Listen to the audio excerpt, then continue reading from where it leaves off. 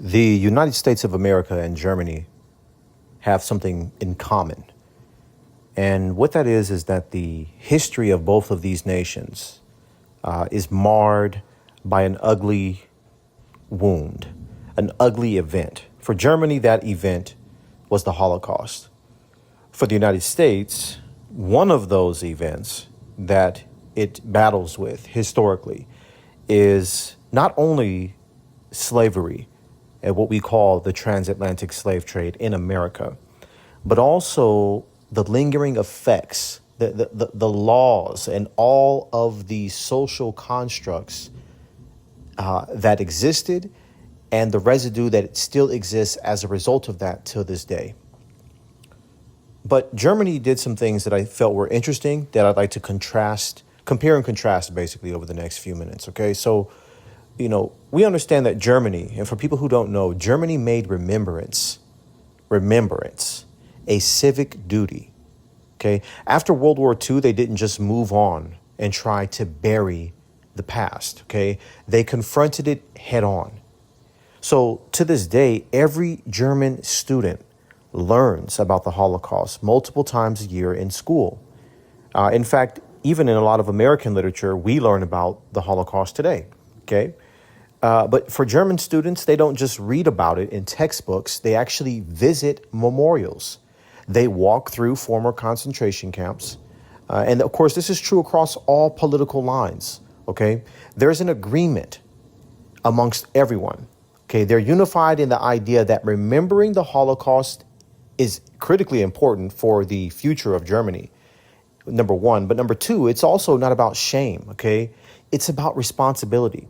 OK, the German children, the German youth aren't learning the Holocaust as a way of shaming them, right, or to make them feel bad. It is simply a respect thing, and it is a thing to help make them better and to take responsibility, right, for the ills of their past. Now, let's say a German student's dad was, I don't know, a member of the fighting brigade against the Jews or whatever. Like, does that mean that form of education is oppressive to that German student? You know what that reminds me of? That reminds me, like, that thought process is like someone reading the life and times of Frederick Douglass. And you get to a point in the book where it talks about the savagery of some of the slave owners. And that theology, that mentality that I spoke of a few moments ago reminds me of someone reading this story and having more compassion for the brutality of the slave owner or his cronies than the actual human beings that they themselves are oppressed.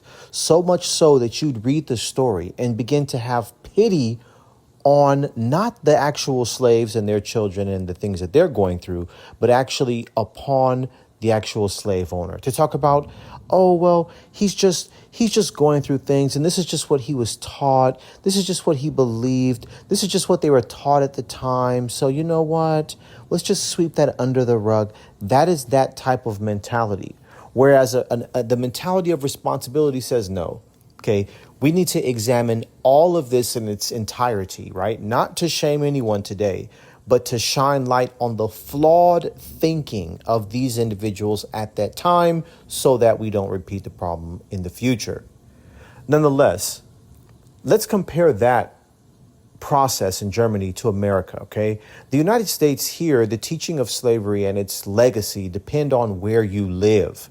In some states, students learn about the brutality of slavery, Reconstruction, Jim Crow, and how racism is still alive today. In other states, the story gets watered down. And unfortunately, this is in a lot of states where the actual history, where the actual atrocities took place. Textbooks describe enslaved people as workers, or just talk about slavery as if it was just one chapter that ended with the Civil War. And lately, we've seen politicians argue over whether teaching about systemic racism is too divisive. Okay, think about that difference. In Germany, there's a national consensus. The truth comes first, even when it's ugly. In America, it depends. truth, that is, depends on politics. But here is the truth. As I mentioned a moment ago about Frederick Douglass, Harriet Tubman, okay, Sojourner Truth. Okay, these weren't the enemies of America. These individuals were patriots, heroes, okay? They fought at the risk of their lives to make this country live up to its own promises of liberty and justice and freedom for all.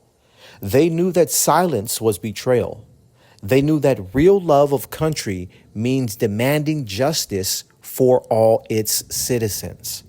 Okay, so Germany, again, chooses to remember in order to grow stronger as a country. Do you understand that? Germany chooses to remember in order to grow stronger as a country. Whereas America, many still argue whether facing this history is even necessary. But respect begins, of course, with the truth. If we cannot honor the heroes who fought for freedom, and if we cannot teach our children the full story, then we are not respecting the nation that we claim to love. So I'll leave you all with this. If Frederick Douglass himself was not the purest of American patriots, then what does patriotism even mean? Like, share, subscribe, comment below. Tell me what you think. Till we chat again, I'm out of here.